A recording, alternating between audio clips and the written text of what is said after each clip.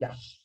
Bien, mira, como vemos, el día martes se realizó el tema de lo que es historia clínica.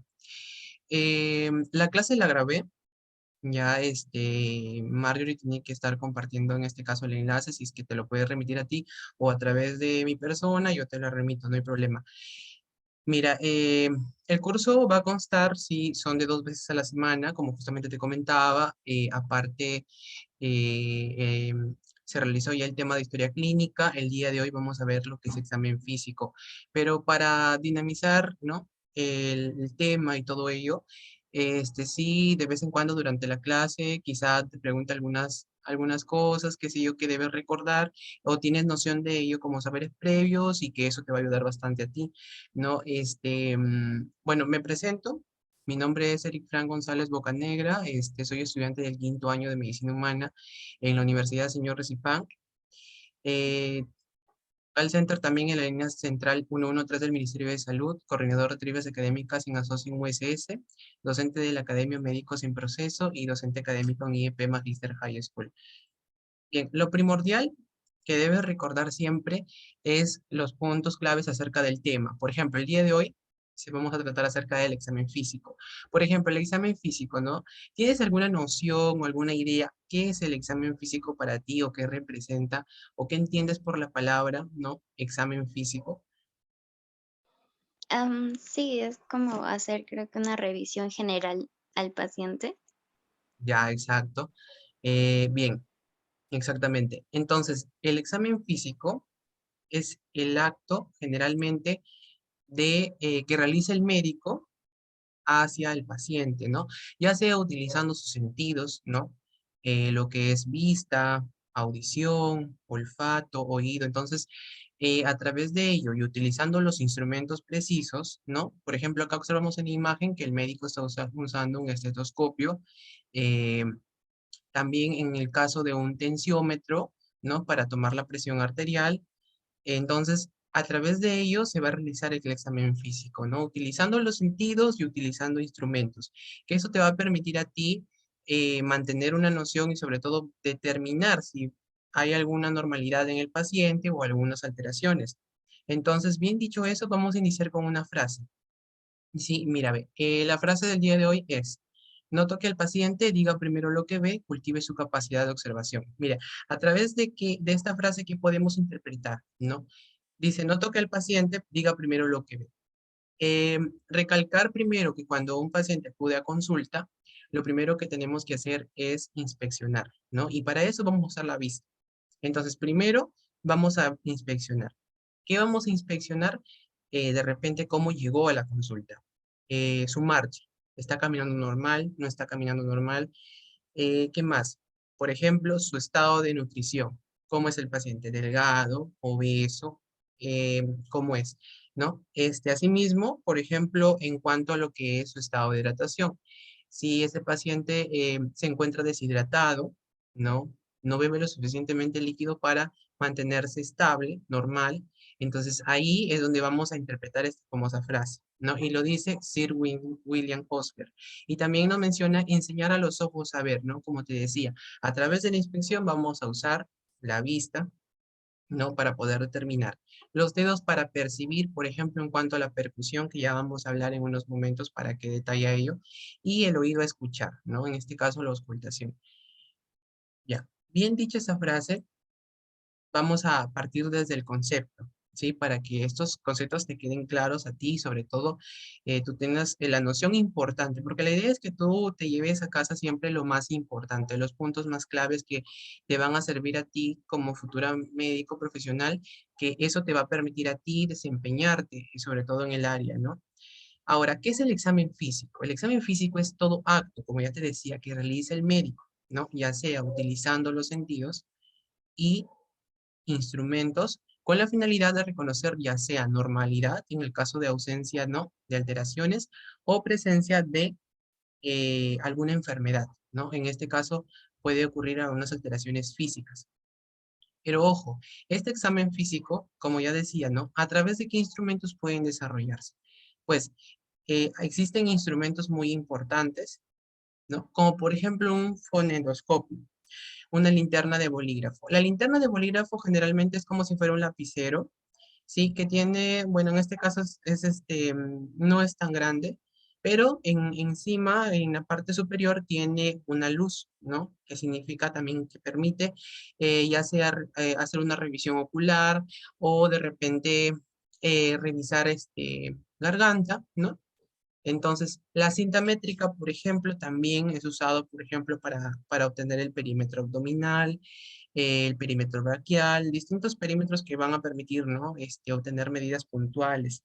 El oftalmoscopio, ¿no? Que los usan los oculistas, los oftalmólogos, el otoscopio, el esfingomanómetro, el martillo de reflejos, por ejemplo, si hay alguna alteración a nivel osteomuscular que esté afectando al paciente. Entonces, todo ello tiene que entenderse sobre todo, ¿no? Y que el diapasón también se usan, por ejemplo, los otorrinolaringólogos para determinar si hay presencia o cómo está, o a través de una prueba de audición puede determinarse. Eso ya lo vamos a ver más adelante cuando lleguemos al examen neurológico y revisemos pares craneales. Ahí nos vamos a dar cuenta para qué se determina el diapasón y todo ello, ¿no? Porque el objetivo del curso, como bien te decía, ¿no? Es lo principal, es que tú aprendas y tengas los conceptos en claves bien en cuenta. Yo aún soy estudiante, como ves, entonces lo primordial y lo más por así decirlo, lo más satisfactorio es que tú tengas siempre los conceptos en claro para que tú puedas aplicarlos futuramente, ¿no? Este, es así, generalmente nuestra carrera médica es full práctica, ¿verdad? Pero por el momento no están implementándose los hospitales para realizar las prácticas, pero lo más importante es que tomemos conciencia de ello, ¿no? Aunque estamos llevando las cosas virtuales, porque yo también he llevado, por ejemplo, un curso el ciclo pasado que es cirugía virtual, no es lo mismo, pero se aprende, ¿no? O sea, poner conciencia de todo ello porque estamos en una realidad muy distinta. Entonces, yo tuve el agrado y agradezco a Dios que llevé este curso en presencial. Lo llevé hace, creo ya 3 años, 4 años, 3 años. Entonces, tuve el agrado de poder contactar o poder tener ese contacto cercano con un paciente, ¿no? Y lo primordial, cuando yo arribaba a rotaciones con los doctores, ellos nos decían, ¿no? Ustedes tienen que perder ese miedo porque asimismo al paciente ustedes tienen que considerarlo como su amigo, como su compañero, como la persona que va a llegar y es como que tú vas a traer esa paz, esa calma, ¿no? Te va a ayudar y te va a decir, no, o sea, el doctor me atendió y ya me siento mejor, ¿no? Y a veces con tan solo escucharte, el paciente se va a quedar como que, ¿no? Como que orgulloso, como que contento y va a decir, no, deseo de repente obtener otra cita con este mismo doctor. Entonces, el mantener una buena relación médico-paciente es importante, ¿no? Y justamente lo hablaba en el día martes en la historia clínica, que es esa relación importante para que el paciente se sienta en la confianza de decir, de contarte qué es lo que siente, qué es lo que no siente, cómo han sucedido las cosas. Entonces, es ahí donde es un buen punto. Y sobre todo, va a facilitar mucho porque muchas veces, a veces, es la carrera, pues, al paso del tiempo ya se ha perdido la humanidad y tú, pues, a veces puedes escuchar, ¿no? Noticias en que dicen, ¿no? Que hay pacientes o personas o médicos que cometen negligencias médicas. Quizás la carrera ya ha perdido ese acto humanitario en algunas personas, ¿no? Y buscan sobre todo lucrarse. Entonces, lo primordial es mantener ese ámbito humanitario, poder nosotros, el día que nos desempeñemos, pues sacar, dijo, todo lo bueno de nosotros, ¿no? Y poder compartir con las personas que más nos importan y sobre todo hacerlos sentir a los pacientes como si fueran nuestras familias. Y eso ocurre para todo ámbito, ¿no? Creo que el ser amable, el ser buena persona ante todo, ¿no? Y tener esa característica es lo mejor y el paciente se va a ir feliz. Entonces, eso hay que tenerlo en claro. ¿No? Entonces, mira, ve, también usamos lo que es agujas desechables para la exploración neurológica, espátula de madera, termómetro, por ejemplo, para medir la temperatura. Ya vamos a hablar bien de ello también la otra semana, el día martes. Vamos a hablar acerca, por ejemplo, de la medición de temperatura. ¿no? Cuando se considera, por ejemplo, un paciente febrícula, un paciente con fiebre, un paciente con hipotermia, un paciente con hipertermia. O sea, son puntos característicos que ya poco a poco vamos a ir viendo. Ahora, mira, la lupa también, balanzas de precisión para pesar, ¿no? También guantes desechables. Entonces, lo primordial de un examen clínico, un examen físico, es aproximarnos también al diagnóstico, porque ojo que este examen físico se va a cocinar dentro de la historia clínica. Entonces, para hacerte un breve repaso acerca del tema anterior que no pudiste ingresar, mira, la historia clínica tiene sus partes, ¿verdad? Está compuesta por su anamnesis, que es la primera parte donde va a ir la zona o en este caso de filiación. Vamos a anotar ahí eh, los antecedentes tanto del paciente, ¿no? Sean personales, por ejemplo, los fisiológicos, ¿no? El motivo de consulta en primer lugar, ¿no? No olvidar el motivo de consulta que, ¿por qué acudió el paciente a clínica? De repente presentó un dolor abdominal y por eso acudió. Doctor, sentí eh, no sé, sentí un dolor en el estómago y, o sea, algo así, ¿no? Dolor abdominal, qué sé yo, así. Te lo va a referir de la siguiente manera, entonces uno ya con términos médicos lo vamos a escribir, ¿no? Dolor abdominal, de repente desde hace 2 días, ¿no? Cuando el tiempo de inicio, 2 días, ¿no? O sea, inició hace 2 días ese dolor abdominal. ¿Cómo fue ese inicio? ¿No? Le preguntamos, de repente fue brusco, fue progresivo, de repente se presentó, ponle hoy día o hace un día y para el día de hoy ya está un poco más intenso. Entonces, ahí ya lo vamos considerando. Entonces, no, ese dolor fue brusco, entonces, o fue progresivo. Si es que ayer estuvo menos y hoy más, entonces es progresivo. Si se presentó espontáneamente, ¿no? Entonces, considerarlo. Entonces, ahí son los puntos claves, creo yo, para poder ¿no? Consignarlos en la historia clínica.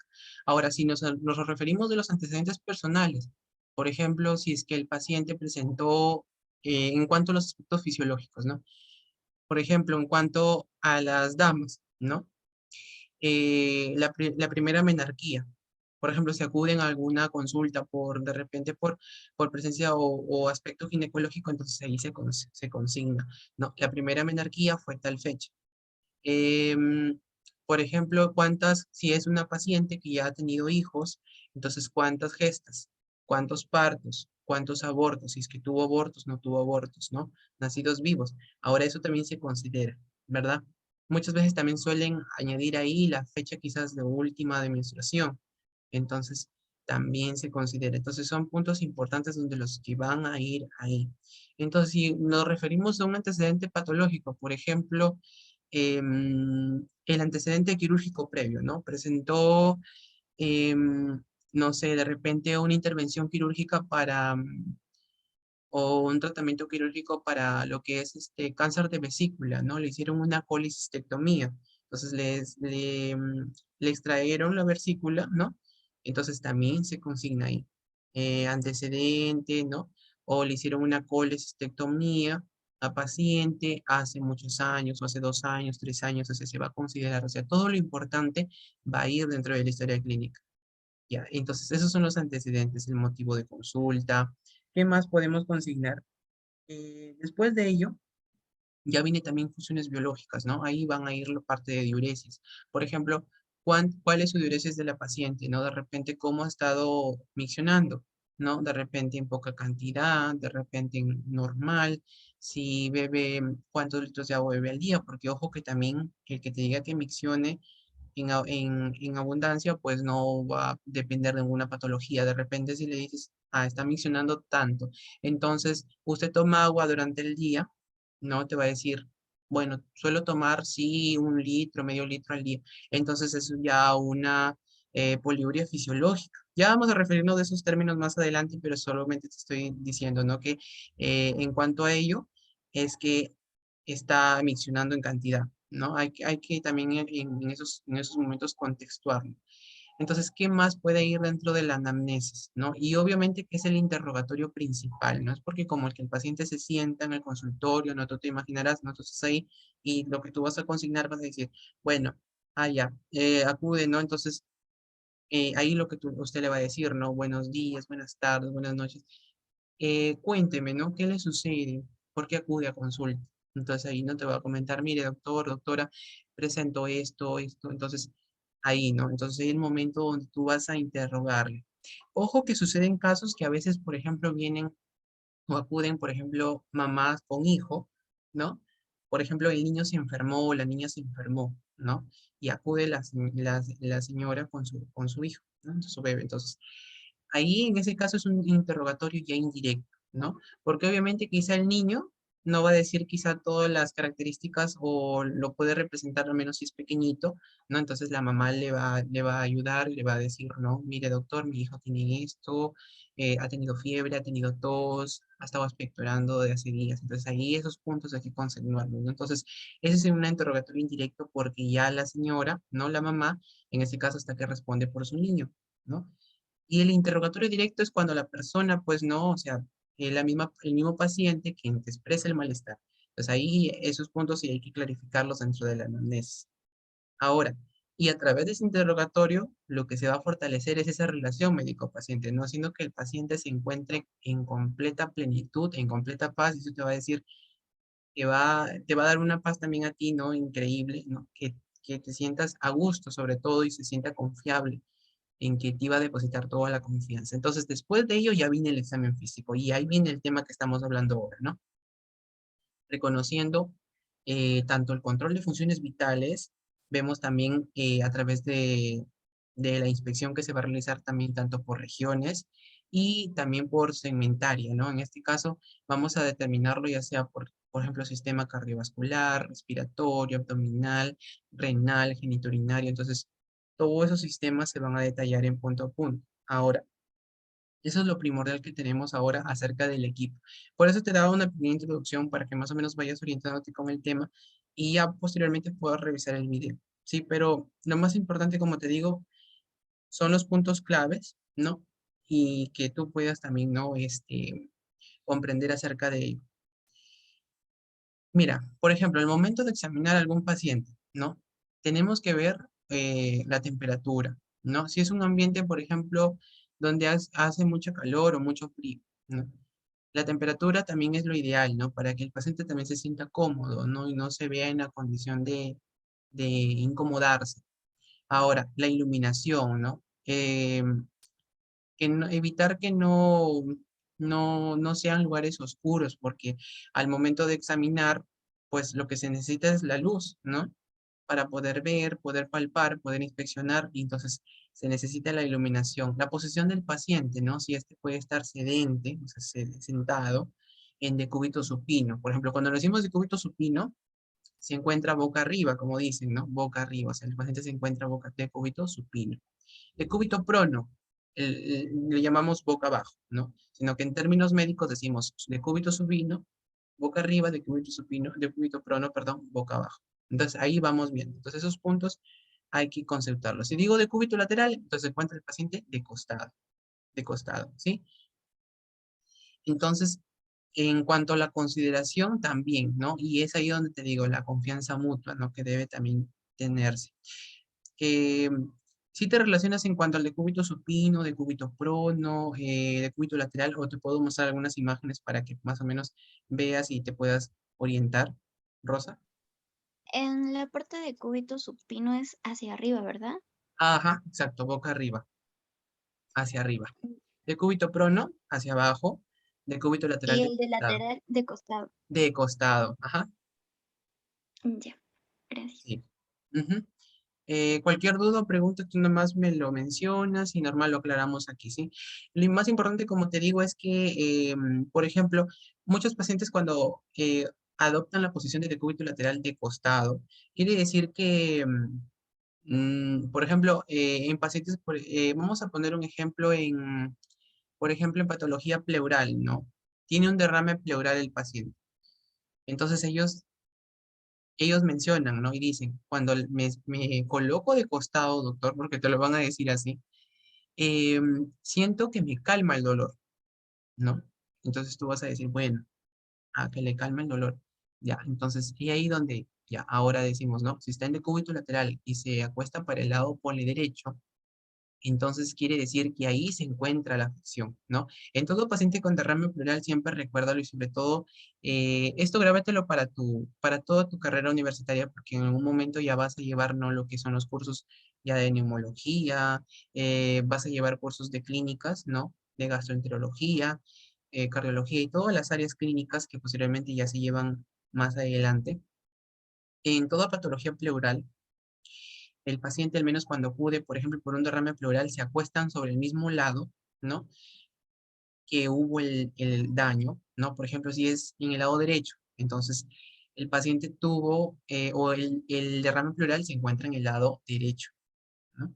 Entonces, si se acostó sobre el lado izquierdo para atenuar el dolor, entonces se encuentra en el lado izquierdo. Porque ojo que también hay un derrame pleural bilateral que es en ambos lados, o sea, el dolor es intenso, intenso, porque el dolor pleurítico es como si fuera una puñalada, no es como que sintieran, el paciente siente como si entraran cuchillos por el tórax. Es un dolor muy intenso, es un dolor que no se puede explicar, ¿no? Y eso lo dice en la literatura, es un dolor muy fuerte. Entonces, lo primordial es ello, ¿no? Como te digo, y repasar los puntos claves es importante. Ahora mira, tenemos acá los 4 pasos semiológicos, que es inspección, palpación, percusión y auscultación. Y ahí yo te decía, por ejemplo, inspección, ¿qué usamos? La vista, estamos viendo al paciente. O sea, esa es la primera vez donde tú vas a decir, no, yo estoy observando al paciente que está caminando, se dirige. Entonces ahí vamos a inspeccionar, ¿no? En la palpación, por ejemplo, hacemos uso del tacto, ¿sí? En la percusión hacemos uso del oído y del tacto, porque también vamos a percutir, en este caso, superficie corporal. Y en la auscultación, el sentido del oído, ¿verdad? Ahora, mira, bien dicho esto, vamos a pasar acerca de la inspección, ¿sí? La inspección, pues generalmente la podemos evidenciar por la presencia, ¿no? Que se encuentra en esos momentos ahí, y es donde vamos a decir, bueno, la inspección puede ser general o segmentaria. Entonces, si nosotros vemos que el paciente, vamos a hacer una revisión general, ¿no? Nos referimos a la constitución. ¿Cómo puede realizarse esta constitución, no? Por ejemplo, si vemos que el paciente acude, por ejemplo, a un estado de delgadez o un estado atlético, como es la constitución corporal, ¿no? Entonces ahí vamos viendo. El estado de nutrición. Sí, muchas veces vemos, por ejemplo, a través del IMC, ya lo vamos a ver la siguiente semana, el día martes, es una tabla donde vamos a permitir, o lo que se va a evidenciar, son, según calculando, ¿no? A través de números, ¿no? Eso se obtiene con el peso y la talla. Y a través de ello se va a determinar el estado de nutrición. Si se encuentra en un buen estado de nutrición, de repente se encuentra en un estado de extrema delgadez o desnutrido, entonces por ejemplo, un niño, ¿no? Te hago un ejemplo, en un niño que acude a consulta, pero este niño presenta de repente hundimiento ¿no? Hundimiento ocular, ¿no? Por así decirlo, es la parte de lo que es los ojos, ¿no? Las vistas van a permanecer como, mejor dicho, hundidas, o sea, retraídas hacia la parte externa, ¿no? Y lo que se va a manifestar es que el niño pues va a manifestarse los pliegues cutáneos. O sea, tú observas su piel, tiene una turgencia. Mira, voy a mostrarte unas imágenes. A ver, espérame un momento para mostrarte algunas imágenes acerca de ello. Porque, o sea, es importante que tú también reconozcas el estado de nutrición y sobre todo a través de las turgencias en piel, porque eso también es claro factor o importante en cuando acude un paciente, ¿sí? Voy a mostrarte unas imágenes que se puedan.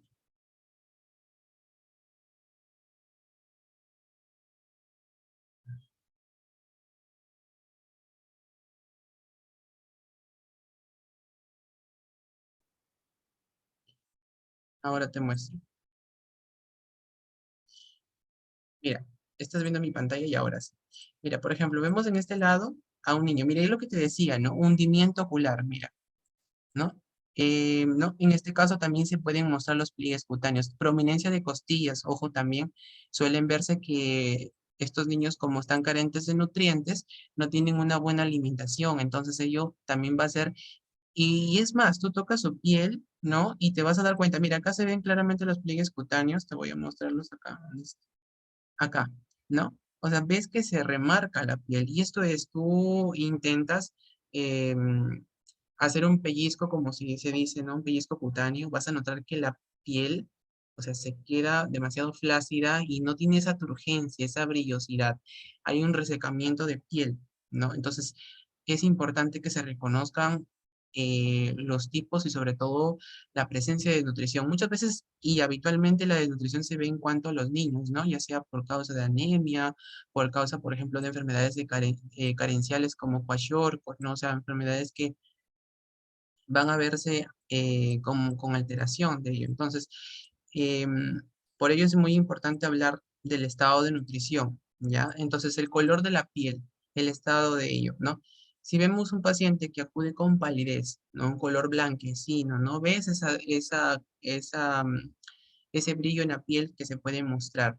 ¿No? Sí, puedo pensar y puedo directamente relacionarme a un estado anémico, que el niño puede estar en anemia, porque en anemia la piel se vuelve pálida, ¿sí? Hay palidez no solo en piel, sino en escleras, ¿no? Entonces, revisar ese aspecto, tener en cuenta, ¿no? La distribución pilosa. Hay pacientes, por ejemplo, varones o mujeres, no sé, que acuden a consulta y dicen, doctor, se me está cayendo el cabello, se me está cayendo el cabello, no sé, tengo varios días así. Entonces, esa es la alopecia, ¿no? Entonces, no hay una buena distribución pilosa que está permitiendo que el paciente, pues, pueda desempeñarse y pueda, ¿no? O estar tranquilo. Entonces, eso también hay que tenerlo en cuenta, la actitud. ¿Cómo se encuentra, no? Si está sedente, está intranquilo, se encuentra en decúbito supino como como te explicaba, o decúbito prono. En cuanto a la marcha, cómo está caminando? ¿Está caminando normal? No, presenta alguna afección y sobre todo, más que todo, que hay que tener en cuenta en que ahí es muy importante determinar sobre todo si es que está presentando de repente una marcha táxica, ¿no? En un síndrome, por ejemplo, un síndrome cerebeloso, ¿no? Los pacientes no tienen una buena marcha, generalmente tienen una marcha, le saben denominar como la marcha de un pato, creo yo, que caminan sobre un lado o en zigzag, entonces no hay un buen desplazamiento. Lo que sí, Rosa, te voy a pedirle por favor, si es que en caso se corte la transmisión, yo te aviso, sí, porque para poder crear otra reunión en caso falte algunas diapositivas sustentar con el quiz, sí, no te preocupes. Yo te voy a avisar al momento que, faltando un minuto, vamos a dar como tipo un receso de 5 a 10 minutos y ahí creo un enlace nuevo o a través del mismo enlace para poder enviártelo, sí, no te preocupes. Ya. Sí, está bien, gracias. Más bien, ¿cuánto tiempo dura más o menos la clase? Mira, por ejemplo, a veces no tenemos un horario estándar que digamos, Ujú. pero lo mínimo creo que debe durar entre unos 40 minutos, una media hora, a más, de repente si se puede extender, pero no hay problema, ¿no? Como te digo, lo principal es que tú tengas los conocimientos presentes y normal, no hay problema. A veces, por ejemplo, no podemos decir un horario estándar porque quizás de repente la clase se extiende y a veces no, o de repente quizás la clase sea corta, de repente es más pequeña. Por ejemplo, la clase que hicimos el martes era demasiado pequeña, ¿no? Entonces ahí. Pero no te preocupes, la idea es aprender y sobre todo que los conocimientos te queden claros, ¿no? Nada más. Pero de ahí, como te digo, no hay horario estándar, sino dependiendo al tema, ¿no? Está bien, gracias. Ya, Rosa, no te preocupes. Ya, entonces, por ejemplo, si en una inspección segmentaria nos vamos a evaluar por regiones, cabeza, cuello, tórax. Por ejemplo, mira, la otra semana, ya de aquí de este jueves al otro, o sea, de aquí la siguiente semana vamos a hablar acerca de cabeza y cuello. Vamos a hacer un examen físico de cabeza y cuello. Posterior a ello vamos a hacer el examen de tórax, lo que es del sistema respiratorio, abdomen, por ejemplo, y lo que es finalmente también podemos hablar lo que es renal, genitourinario, ¿no? O sea, de eso se trata la inspección, de hacer una revisión propiamente por regiones, ¿no? Por regiones, cabeza y cuello, tórax, abdomen, extremidades, sistema muscular, genitourinario, sistema renal. Entonces ahí vamos a tipificarlo por regiones, ¿ya? Entonces, y ahí donde hablamos de la inspección. Ya no olvidar, ya general, inspección general, la constitución, el estado de nutrición. Segmentaria, acuérdate que son por partes, por regiones. Entonces, si yo digo segmentaria, son regiones, son partes, ya que puedan involucrarse. Al final de la sesión vamos a tener un podcast que se va a transmitir en vivo, pero no te preocupes, son temas de los que yo he hablado, de lo que te estoy comentando, de lo que te estoy diciendo. Son preguntas demasiado fáciles, ¿no? Son preguntas son para que tú selecciones, para marcar en realidad, ¿no? Como te digo, la misión de que es lo que tú aprendes, es lo que tú puedas llevarte los conocimientos principales a casa. No hay ningún problema, es para ver cómo va tu conocimiento y poco a poco vayas practicando también, que es muy importante, ¿no? Ya recuerda, puede ser alguna pregunta que quizás esté, ¿no? Segmentario son por partes, sí, son por regiones. Y general siempre es todo el paciente, ¿no? Constitución, estado de nutrición, estado de piel, o sea, es general. Entonces, no te confundas ya en ese aspecto. Puede que venga una pregunta de ahí, ya te dije. No, entonces ahora mira la palpación. La palpación, ¿qué incluye, no? Lo que es el tacto, ¿sí? Entonces, haciendo nosotros uso de la palpación, ¿sí? Vamos a ver o vamos a encontrar, o sea, ya sea sobre cualquier superficie corporal, ¿no? Como bien dice acá, sobre los tegumentos. Ahora, tegumentos, si tú me preguntarás, ¿qué son tegumentos? Mira, tegumentos va a incluir el aspecto de piel y tejido celular subcutáneo. Si tú dices, bueno, tejido celular subcutáneo, ya. Tejido celular subcutáneo nos referimos a la grasita que nosotros comúnmente llamamos, ¿no? Entonces es la grasita es la que nos determina el tejido celular subcutáneo. Y la piel, pues obviamente está conformada por sus capas, ¿no? Epidermis, hipodermis y dermis, ¿no? O sea, ya a través de eso, bueno, vamos determinando. Ahora, lo que es el tacto. Mira, introduciendo ya sea uno o más dedos sobre los orificios naturales, por ejemplo, un tacto rectal. A un paciente se le realiza un tacto rectal en cuanto a un paciente con cáncer de próstata o sospecha de cáncer de próstata. Recordar que el tacto rectal es un examen también clínico dentro, o sea, en ese caso físico, que se le realiza al paciente. Muchas veces se estereotipa esto, pero según estadísticas, según incidencias, el tacto rectal es el mejor estudio para detectar alguna neoplasia de próstata en los varones.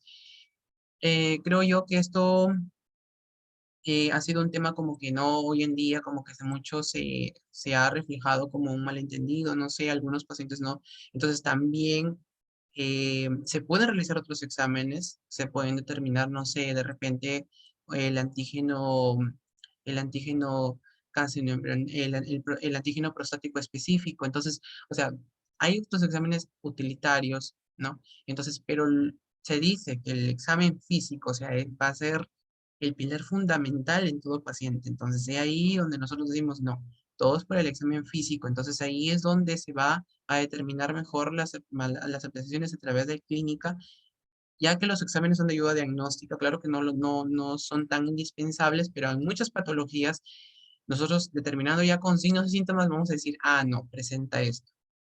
Por ejemplo, si yo digo,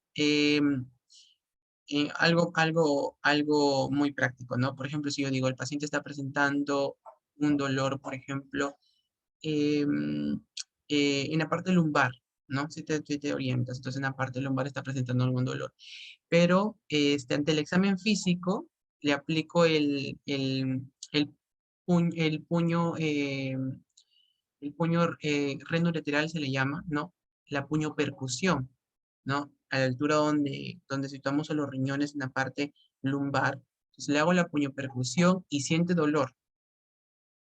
Entonces yo ya puedo estar pensando, ah, siente dolor en la parte lumbar, en la parte, no, hacemos la puño percusión, que eso ya lo vamos a hablar luego. Entonces digo, ah, es muy probable que el paciente esté presentando de repente una probable pielonefritis, que hay dolor a la puño percusión, ¿no? Eh, Y sobre todo tiene que ser una infección alta porque estamos percutiendo. Entonces ahí ya nosotros nos vamos orientando.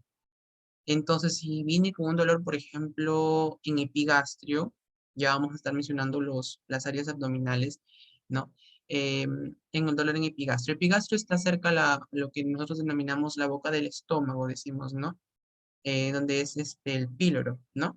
Específicamente. Entonces ahí vamos viendo. Entonces, en ese aspecto vamos nosotros determinando, ¿no? Por ejemplo, el dolor. Y si es el dolor, ¿cómo es? Por ejemplo, el dolor cólico o biliar no es un dolor intenso, generalmente es por la ingesta de comidas grasosas, ¿no? Entonces ahí el dolor cólico, doctor, no, tengo un retorcijón o me duele o tengo cólico que no soporto, eh, qué sé yo, te puede decir, pero eh, y justamente pues o siento este dolor después de ingerir comidas grasosas o comida, ¿no? Qué sé yo. Ahí más o menos ya te vas orientando, ¿no? ¿Ese cólico viene acompañado de vómitos o Vómitos, exacto, náuseas, ajá. qué más Vómitos. podría venir acompañado? ¿Con qué Ah, ya. síntomas más? Mira, generalmente ese dolor puede acompañar, mira, a través de vómitos, náuseas, muchas veces es un dolor intenso, tan intenso que el paciente no soporta. Mira, ¿te parece si lo explico en la siguiente reunión? Voy a cortarlo ahora y te envío el siguiente enlace, ¿sí? Sí, está bien, gracias.